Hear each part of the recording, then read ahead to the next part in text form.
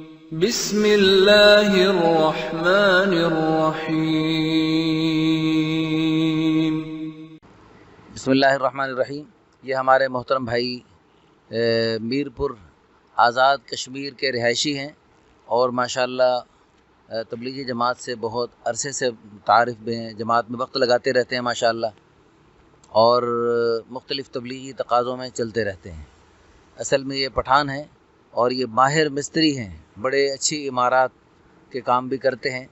کوئی بڑے ٹھیکے کا کام ہو تو وہ بھی آپ ان سے کروانے کے لیے ہم سے رابطہ کر سکتے ہیں۔ ان کے لیے رشتے کی ضرورت ہے۔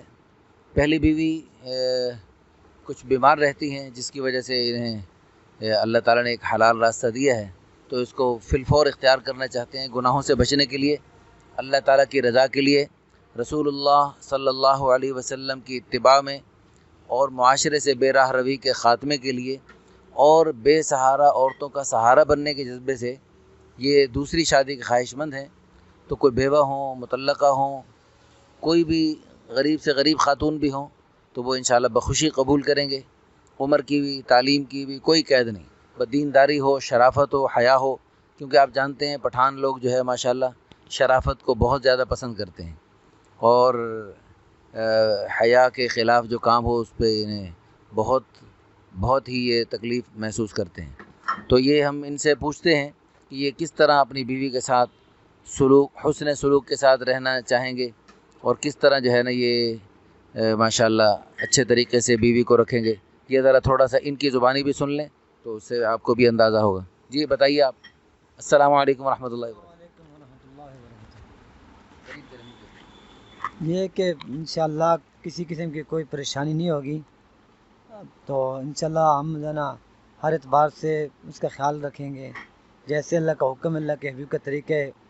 جیسے اللہ کے حبیب نے فرمایا کہ تم اپنے گھر والوں کے ساتھ اچھا سلوک کرو، اور میں تم سب میں سے سب سے اچھا گھر والوں کے ساتھ جو ہے نا سلوک رکھتا ہوں۔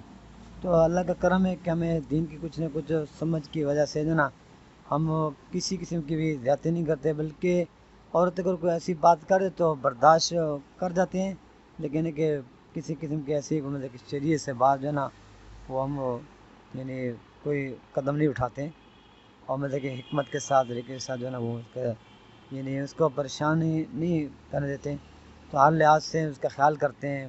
بیمار ہے علاج بھی کرتے ہیں، مطلب کہ سردی گرمی کے کپڑے کا بھی خیال کرتے ہیں، یہ نہیں کہ وہ مانگنے والے کی طرح منہ سے کہے گی جی میں گرمی آ گئی، جی میرے لیے گرمی کے کپڑے چاہیے۔ خود دیکھ کے خیال کرتے پوچھتے ہیں کہ آپ کے لیے کیسے کپڑے ہونے چاہیے۔ جی ہاں، دیندار لوگوں سے رشتہ کرنے کا یہ بھی ایک فائدہ ہے کہ یہ دیندار لوگ جو اللہ اور اس کے پیارے حبیب صلی اللہ علیہ وسلم کے حقوق کا خیال کرتے ہیں، تو وہی جو ہے اپنی بیوی بچوں کا حقوق کا بھی خیال کرتے ہیں۔ جو دیندار نہیں ہوتے، جن کو اپنے خالق اور مالک کے حق کا خیال نہیں، اپنے پیارے نبی صلی اللہ علیہ وسلم کا حق کا خیال نہیں، وہ اپنے جیسے بندوں کا کیسے حق ادا کر سکتا ہے؟ اس لیے ہر معاملے میں کوشش کریں ہم دینداروں کو ترجیح دیں۔ اللہ تعالیٰ ہم سب کو عمل کرنے کی توفیق عطا فرمائے۔ سننے والے، دیکھنے والے دعا تو سبھی کر لیں کہ اللہ تعالیٰ ان کے لیے، اور جو لوگ ہم سے پوری دنیا سے رابطہ کرتے ہیں، تشریف لاتے ہیں، سب کو اللہ تعالیٰ خیر کے رشتے عطا فرمائے، سب کو دنیا آخرت کی خوشیاں عطا فرمائے۔ السلام علیکم ورحمۃ اللہ وبرکاتہ۔